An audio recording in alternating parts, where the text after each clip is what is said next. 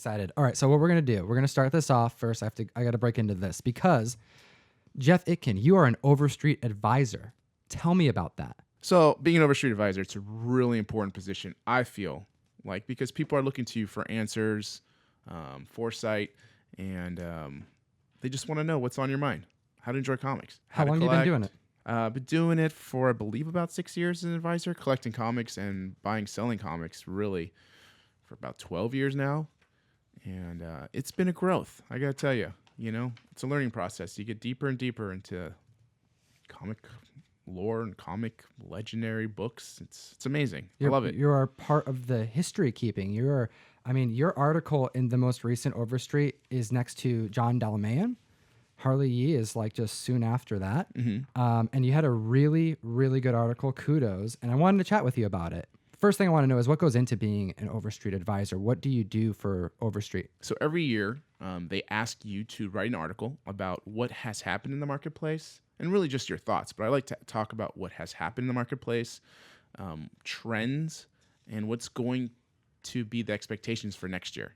And that's probably the most fun for me, is me trying to speculate what's going to happen and then really seeing it come to fruition, because really most of the time you have enough baseline through the year to kind of see where things are going, especially if you run the gamut of knowing anything from the late 30s golden age stuff up to present.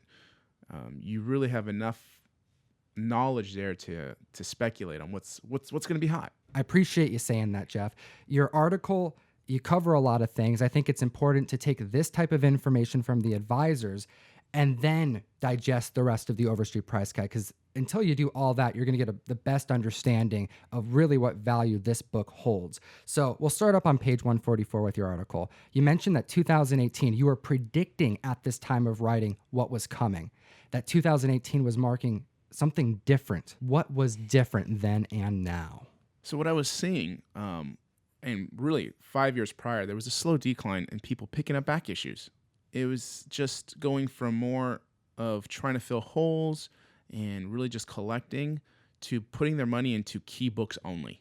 And that really grew every year, and then was at its peak, it felt like, around 2016 and into 2017. But I started to notice a little bit of a change in that year in 2017, where people started to come back to buying more than just keys, and they started to buy some of the back issues again of almost any title, but mostly Marvel and then DC, and really just the progression of, as you know, the bigs and then downwards. So it was really fun to see that, because then that gives us more energy and more enthusiasm to bring out more than just the key books, to bring out our back issues that we have as collectors and dealers. I mean, we get this stuff and we want to provide it, and we have it, but it gets hard when you take up your table space and you can't.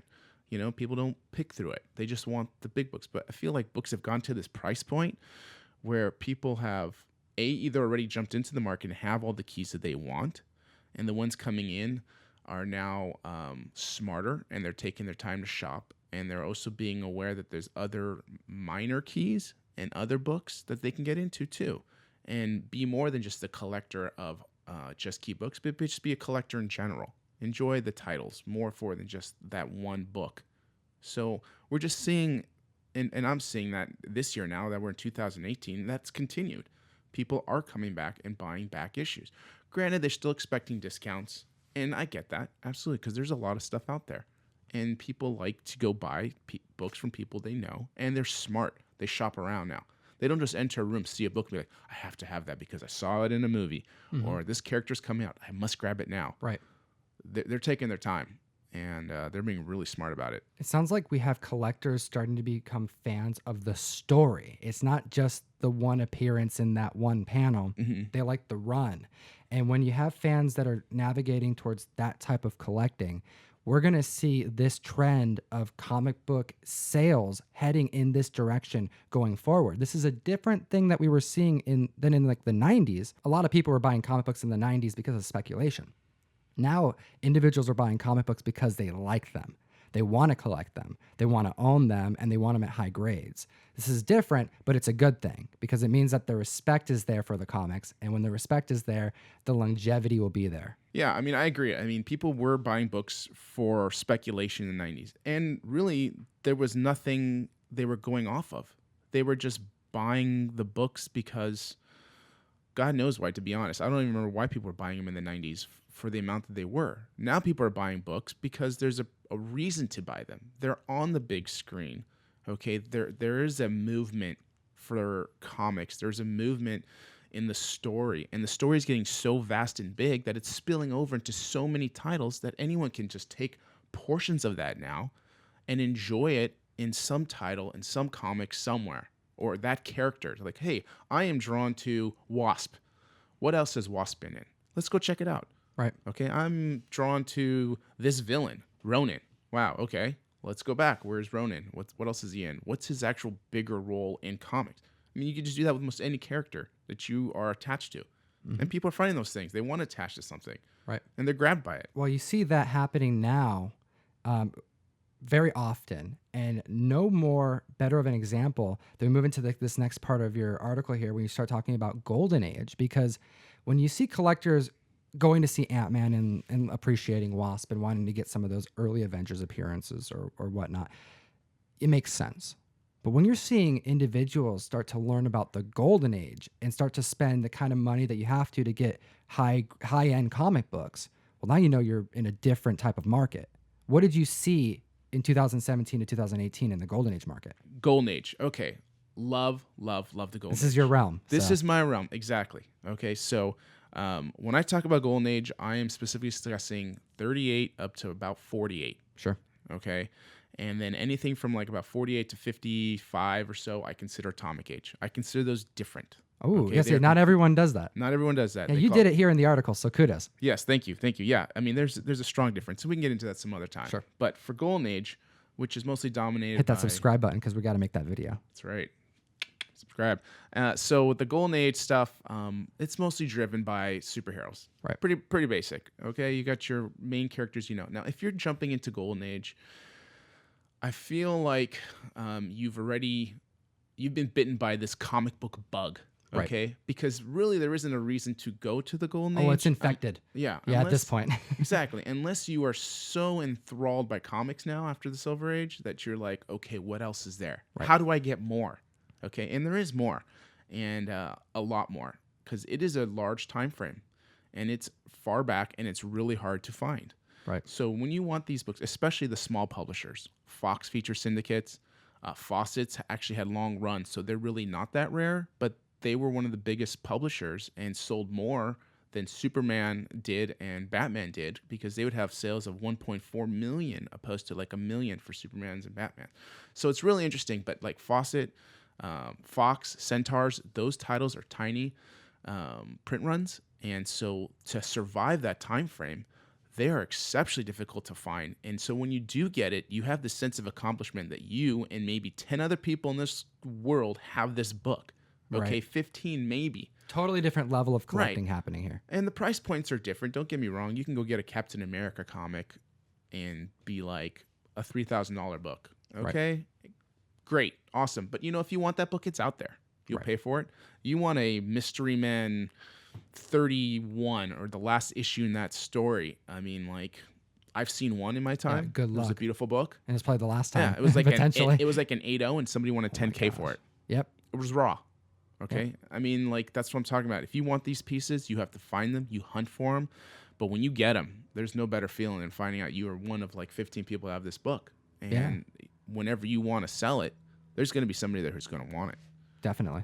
Awesome. Well, very good. And then I guess the last part of your article, because I actually have a couple different video ideas for this, but I want to touch on one last thing, because you actually mentioned pricing and you put it in writing, which I think was ballsy, but I appreciate you doing it. When you're talking about Bronze Age books, you still at this, I'm going to quote you here. You say that the selling strategy has not changed for this frame, as everything other than extremely high grade keys have to be sold at half of guide. Now we're talking about Bronze Age pricing here. Half a guide for things that are non-key.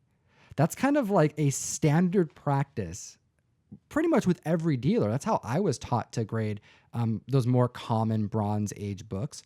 I wanted to bring that up. I think that's an interesting to put in there, because it's not something that's typically talked about, but let's chat about it. Bronze Age, which is probably my second or third favorite time frame. Love the creativity, the artwork, the artists that came through it, the stories. Fantastic. Love the Bronze Age. But there's a lot of it. Right. It's not that old in relation to, and it's everywhere. Right. So realistically, just going to cut through it. It's everywhere. Now, depending if it's not in, like we mentioned, not near mint, it's just a mid-grade book, you're going to have to sell it for half of guide. It's just what it is. And that's okay. That's understood. It's not hard to replace for us because we put ourselves out there to get these books to bring to you. So you don't have to go through that. And so really offering that at half is really... It's a good deal for everyone involved. It should, yeah, it is a great deal. And so, you know, sometimes you get people who want to wheel and deal, whatever. Right. But to be honest, like, for us to move it, that's what we need to do. And it's okay. We get it. It's and kind of like us a consensus between the dealers too, that we're going to have half off bins and they're going to be priced pretty comparatively depending on grade. And I mentioned that because we're talking about gold. We're talking about atomic. These are really high-end, you know, expensive things that a lot of our community is going to be building up to or may never even collect. But if someone's looking to start out collecting, I appreciate you putting that in here because this right here spoke to me. For new collectors, the Bronze Age is a good place to start because you have older books that you can be hunting for. You can be looking for like those higher grade copies that are going to bring a bit more money and value, but it's affordable and it's a lot of fun, great heroes, great storylines, and above all else, attainable. If you're just getting into collecting, the characters are relatable. You know them now, you know them today. And instead of jumping to the Silver Age where you'll be spending a little bit more money, you get kind of the sense of them in the Bronze Age where you can pick them up for half of their value at a convention. Right. Okay. So, and then you can enter into the keys there and then get comfortable with that and really introduce yourselves to these characters because once you get into it, it's a quick transition from bronze to silver. Right. It just is. I mean, the stories have continued from that time frame and the issue numbering. So you're like, okay, great. I love this. I love Thor. I love Batman. I love Spider-Man. Let's go back a little. Who else is there? Oh, wow. When did the Lizards first come out? When did Hobgoblin show up? When did Molten Man? I mean, like, you just go back and you find it and you grow into it, and that's the way it should be so that you get comfortable with it. If you're going to jump much more than that, you got to get some guidance, I think, or just a heavy bankroll where you just feel comfortable and just putting your money into keys, which is okay too. Right. If that's your situation, more power to you. I'm comfortable with comics and putting my money in them for long term or even short term, but short term for me because I know them really well and I know how to get into them. But if you don't, bronze safe. Bronze safe. Heck yeah. You know? Well absolutely. Put. I like it. I like it. All right. Well, I do appreciate your time today. And to the audience, I want to know, now that we have the Golden Age Guru on the mic, do we have any questions for the Overstreet advisor here? Jeff, you're an awesome wealth of information, and I'm excited to see what the audience has in their minds to discuss with you. Oh, man, I cannot wait to hear. Please, please, please ask a question if you have a question. Oh, you know what else they should do? Like and subscribe. Just so everybody knows, and all you YouTube viewers, you are not faster than a speeding bullet. You are not more powerful than a locomotive. True. And you are not able to leap tall buildings in a single bound. But you know who can? Superheroes. So read a comic and geek responsibly. Ooh, enough said. Thanks so much for watching the video. Really appreciate it. Don't forget, you can go to geekstreet101.com, get one of our Geek Responsibly shirts. Pretty dope. Rep the merch, get in the video. Yeah.